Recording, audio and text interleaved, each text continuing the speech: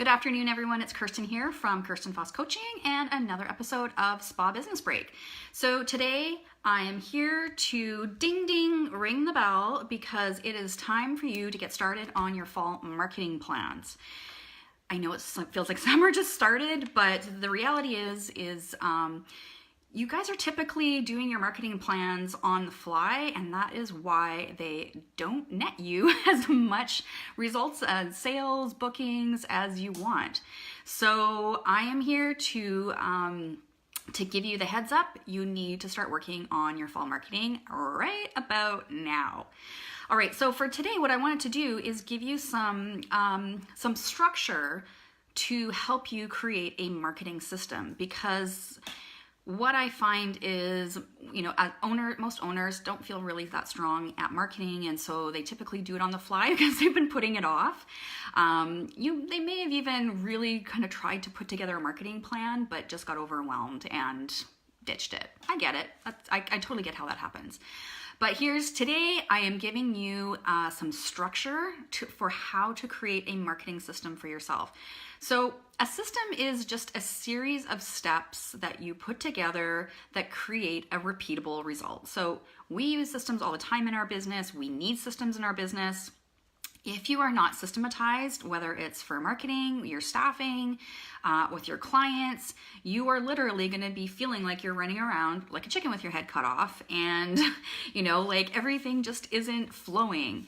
And for those of you that need visibility for your businesses, that need more clients booking appointments, it's super critical that you have a marketing system. And it's also critical because you want a system that you can use over and over again, so that you are not having to kind of reinvent the wheel every time you want to run a promotion, whether it's something that's on sale or whether you're just featuring something. So when I use the term promotion, I don't mean discounting anything necessarily. It could be that you're just featuring a service or a new product or whatever. But so today is giving you the framework of a marketing system. Just a simple one. We got to keep it simple. If it's not simple, we don't do it, right? All right, so the first thing you need to, so you can literally write these steps on a piece of paper and then take it to where, when you're ready to do your marketing plan, you can start filling in. It'll be like a prompt for you to start filling in and creating your own marketing system. Okay, so first thing you want to do is determine time frame. What is the time frame of this promotion? So you a lot of times spas are doing monthly promotions. Sometimes if you are feeling, there's a couple of ways that you can do promotions if they're longer than a month. So maybe you want to run a 2-month promotion, or maybe it's a seasonal promotion. So you don't necessarily have to come up with a new promotional or featured thing every single month. So that's something that you're going to need to determine as an entrepreneur, as a spa owner, is, what's my time frame? And that's going to be determined by how much time you have to put into your marketing. It's going to be determined by what you're actually promoting. Is it something that is valuable to your clients and that they will be interested in it maybe for a longer period of time? Keep in mind, when we have longer promotions, that sometimes our consumers get ad fatigue, and so they stop looking at things. So that's kind of one of the reasons why we see really big corporate companies switching up their promotions more regularly. It's because there's ad fatigue. But we want to be able, we're going to have to discern that as an entrepreneur, because you're not corporate. You don't have a humongous marketing team to do things for you. You're kind of chief cook and bottle washer, right? Okay, so you need to figure out your time frame for what your promotion is. The next heading is going to be, what is the promotional goal? You got to have a goal. You can't just fling a promotion out there and hopefully people will want it. Well, okay, hopefully they do. Hopefully they book, but what is the objective? What's the goal for promoting this? And you want to keep in mind things like the time of year. So in September, October, that time of year in North America typically gets cooler. Usually for spas that focus on skin, this is a time of year that is much more easy pickings for doing facial promotions than it is, say, in the summertime. In the summertime, spring, summer, it's more low-hanging fruit to be promoting things like waxing and pedicures. And what low-hanging fruit means is that what's the easiest thing to do? What's the easiest thing to promote that people are going to say yes to? So you need to have a goal. You want to have, like if you're picking a service, what is the goal? So if it's for facial, you want to create a facial promotion and you pick one specific facial, you want to line that up with your client needs at this time of year. You also want to create some sort of kind of business goal with this promotion, and not just kind of putting it up and hope that it works. So whenever we create a goal, so maybe it's that if you're solo, maybe you want to have that goal as you want to sell 10 of those promotions. Maybe if you have a team, maybe your goal is 3 or 4 promotions per team member. Maybe it's a dollar amount per month, but you want to have some sort of goal attached to your marketing, because when we attach numbers like that, it's something that we can measure the success of. So at the end of the month, at the end of the promotion, if our goal was to sell 5 and we only sold 1, that's a bit of a red flag. It's not to say that the promotion sucked. Maybe parts of your marketing sucked. Maybe your implementation sucked. So don't throw the baby out with the bathwater. You always want to do a little debrief of when you've done a promotion and looking at those numbers. Okay, what worked? What didn't? Maybe it had some really great opportunity, but maybe I needed to focus more on the outcomes for my clients rather than just focusing on the features, like what the service is. So when we create a goal, and then when we are looking at the end result, how close to the goal we are is a really good indication of how close to being right we are with whatever we're promoting. Okay, number 3 is to decide on what the actual offer is. So is it a service? Is it a retail product? Is it an event that you're going to be promoting? So you just want to be really clear on exactly what the offer is. Right after that, we want a price point for that offer. All right, so we're really starting to set up a system. At the very beginning, it's just all about clarity for you as the owner. If you're a manager that's watching this, that's you. You're starting your marketing system with a lot of clarity, because if we're not clear at the very beginning, it makes actioning out the details in your social media, in your email marketing, more confusing. For you and for your clients. Okay, after price positioning, number 5, it's time to create a marketing message. And a marketing message is kind of like the Cole's notes of what the offer is. It's usually 1 or 2 sentences. It's focused on outcome. It's not focused on what the service is. It's focused on why it's amazing. And your marketing message has got 2 parts. It's got the copy, which is the writing, and it also you want to have an image attached with that. One of my favorite places to source free images is unsplash.com. So if you don't already have that on your resource list, I highly encourage you to put that on a bookmark bar. So once you're on to figuring out your marketing message, you want to head to Unsplash, start looking at some images, try to find something inspirational that goes with what you're marketing. So say for fall, an easy one to think about for images is, autumn leaves, or, a woman in the park with autumn leaves. So, your image, you want it to be relevant to the time of year and as well to what you're promoting. So image and copy is part of your marketing message. Once you have your marketing message super clear, so that's 1 or 2 sentences of what the offer is and really why people will want it. Now you've got your kind of organized little piece of clarity there. Now it's time to start creating some implementation steps. So I typically break down marketing, just to keep it super simple, into 4 categories. Social media, and that's going to be the main heading, but if you have multiple social media accounts, that's going to be Facebook, Instagram, if you're on LinkedIn with your business, if you're using Pinterest, if you're using Snapchat. So if you are using all of those, then social media is going to be your main heading, and then you're going to have subheadings underneath there where you're going to have to find content for each one of them. Now, of course, you can definitely repurpose content and sharing it on multiple platforms. That makes things a little bit easier, but not all platforms you can share, right? You can share articles on Facebook. You can't really share them on Instagram. Okay, so social media is your first heading.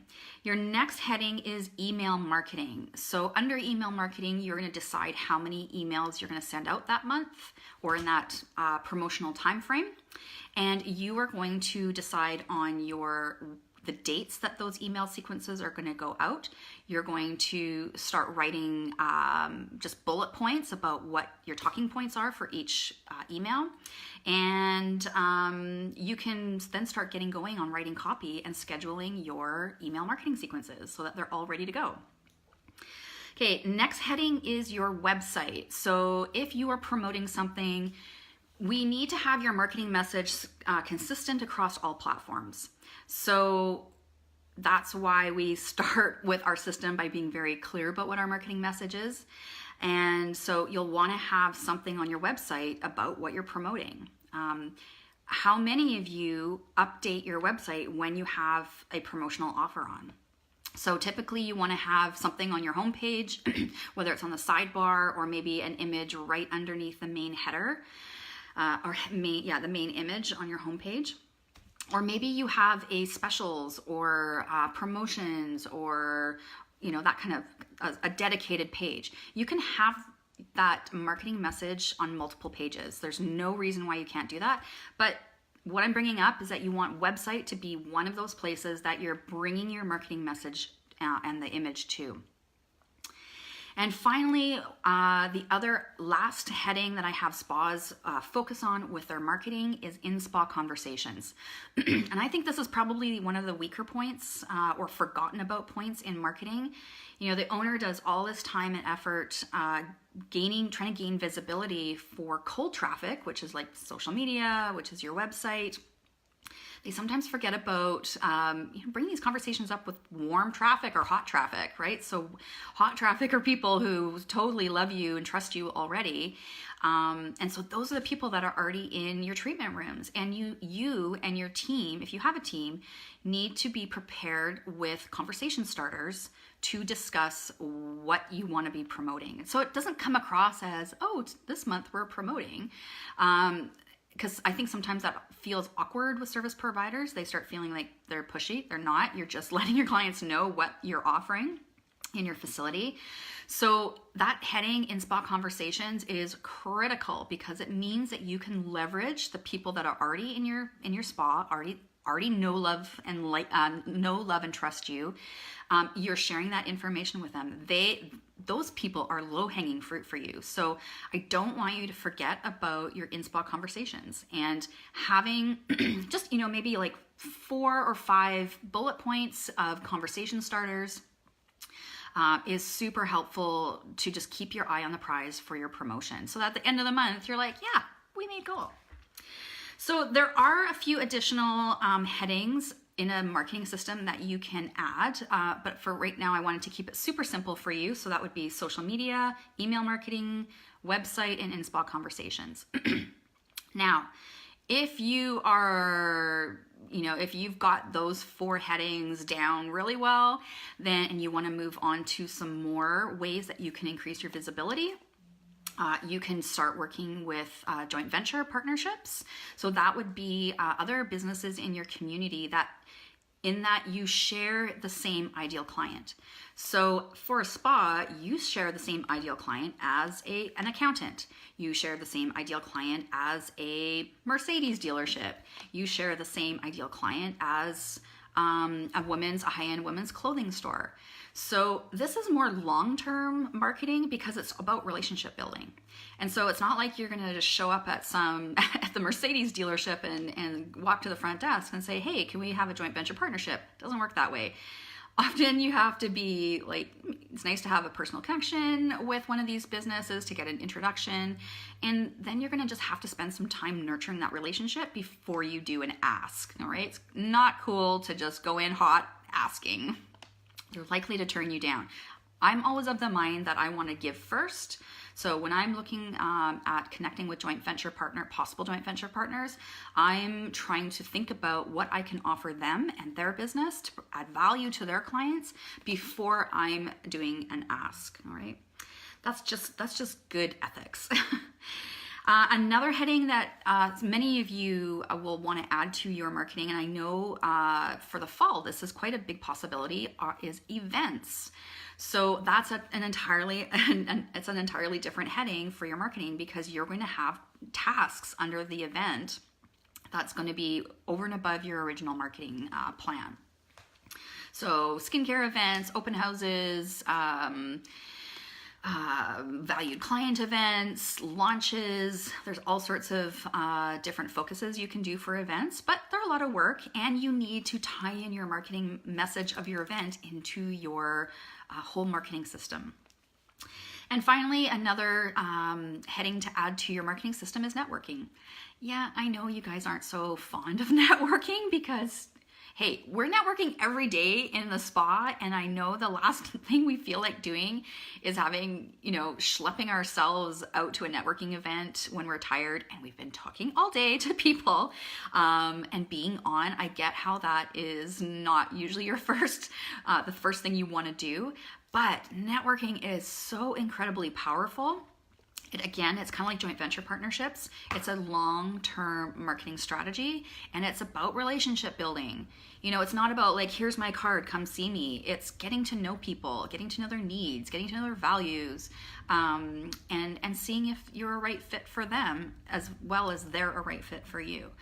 And, quite frankly, networking, you just never know where opportunities come from networking. You could be cultivating a relationship for a couple of years before you see an opportunity that just kind of blows your mind come to the forefront. So when we're networking, I know sometimes it's difficult to see the value in it because it's not a fast return necessarily. And so for those of you that are tight on time, tight on emotional and mental bandwidth, it's not happening fast enough for you to make it worthwhile. But I offer you to think about it kind of differently. You don't have to head into these networking events like a bull, or like feeling like you got to get in there and make some connections and make some, get some bookings. If you just kind of calm down about it and look at this as connecting with more people, kind of like clients outside the spa, nurturing those relationships and enjoying those relationships, that is how networking feels really great. That's how you connect with the right people who are in alignment with you. And that's how, when you put those things two together, that's how opportunities show up down the road. So networking is powerful. I know it's not your strongest, it's not your strongest marketing tactic right now, but if you are able to look at the big picture of that, hugely, hugely valuable. All right, I can see that there's 2 people on here, but I don't know who that is. Any questions about creating a marketing system? You can for sure leave a comment here. I think sometimes spa owners are just overthinking their marketing. And today I've given you like 5 steps to do to start creating a system for your marketing so you're not overwhelmed. And you use the same system. So you could make yourself on a Word doc or a Google Doc. You could just have it printed out, almost like a little worksheet for you to get started, stimulating some ideas. So create a little worksheet that has, time frame of the promotion, goal of the promotion, what offer, price positioning, marketing message, image, copy. And then underneath that, you can have your headings of social media, email marketing, website, and in-spa conversations. And then you can just start filling in the spaces. So for your social media, you can start collecting a gallery of images that you want to share, or articles that you want to share. I know there's a lot of skincare lines that you guys carry that blog regularly. That stuff is gold for your social media accounts. So if you have a skincare company or product company that does blog, make sure you're sharing those kinds of things. And that's where you simply have to copy and paste URLs into your marketing plan so that you can quickly and easily start scheduling some posts and have almost all your content ready. So that is my gift for you today. Ding ding, time to start your marketing, and I've given you a framework to start creating your own marketing system. If you have any questions, please leave it in the comments. Otherwise, I will see you next week, Thursday at noon, for another Spa Business Break. All right, thanks for joining me.